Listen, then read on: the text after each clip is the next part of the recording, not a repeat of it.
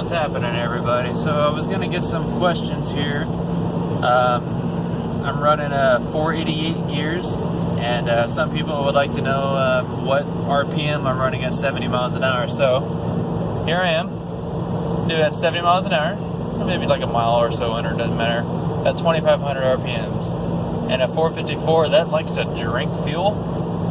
So I'm getting about 10 and a half miles a gallon. It's about a good average right now.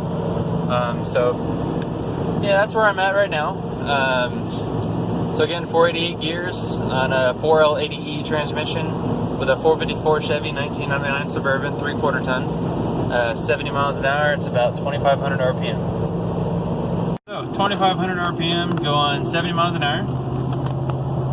55 miles an hour is just around 2,000, so it's not that bad at all, guys. 488, it might be a little bit overkill,